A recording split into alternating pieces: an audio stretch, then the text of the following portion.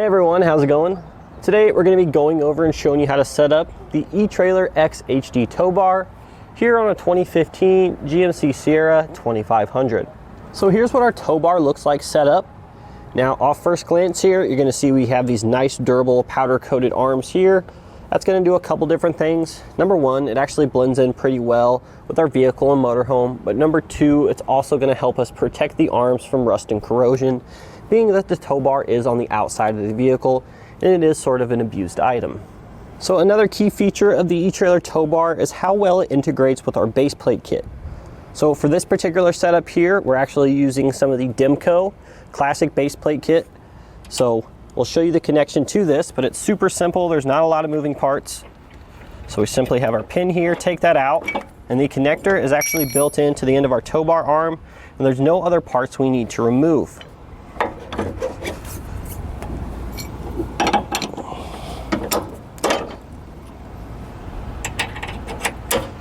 So the next feature we're going to go over is the non-binding arms.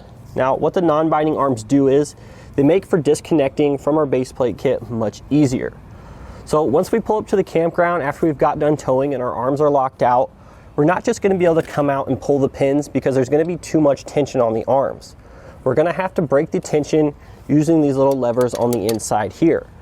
But once we do that, we should be able to easily pull out the pin. Now, if we didn't have the non-binding design and we weren't completely level, we're going to have a heck of a time trying to get those pins out. You're definitely going to be fighting with them. So if we take a look at the shank of our tow bar here, we notice it does look a little bit different than some of the other tow bars you may be accustomed to. And that's because we actually have a built-in high-low adapter. So if you flat tow before, I'm sure you're familiar with this, but essentially we need our tow bar to be pretty level while we're out towing. And this can be done a number of different ways. There's all kinds of different motorhome heights and towed vehicle heights on the market. So a lot of times we do actually need some sort of adapter to level the connection. Now, what comes in handy here with the etrailer tow bar is that we don't actually have to always have that separate adapter because we have a built-in rise/drop. We could easily remove a few of these bolts, flip the shank over to give us a better chance of achieving a level ride. So if we look at the side of our tow bar arms here, you can see we have this nice silver metal rod. And what this is used for, it's used to further secure the coiled electrical cable. So chances are we're gonna have a ton of extra slack with our electrical cables here. Almost all of them are a lot longer than we actually need. So we are gonna have some chance for that to get tangled up with some of our other wires or possibly drag the ground. But by securing it through this metal rod here, we're not gonna have issues with either of those things. So touching base more on sort of the all-inclusive package with our tow bar here. So we actually do get the included safety chains they come with. These are required by law. We also, however, get these nice little holders that secure them to the bottom of the tow bar arms. So in regards to weight capacity, the XHD is rated for 10,500 pounds, which is going to be more than enough for our 3/4 ton here. So when we're ready to unhook our vehicle from the motorhome, it's super easy.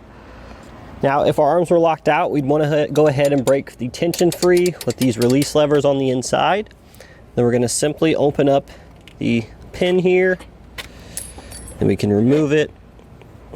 And then our tow bar arm should just slide out. We can undo our safety cable here, and then repeat that same process on the other side.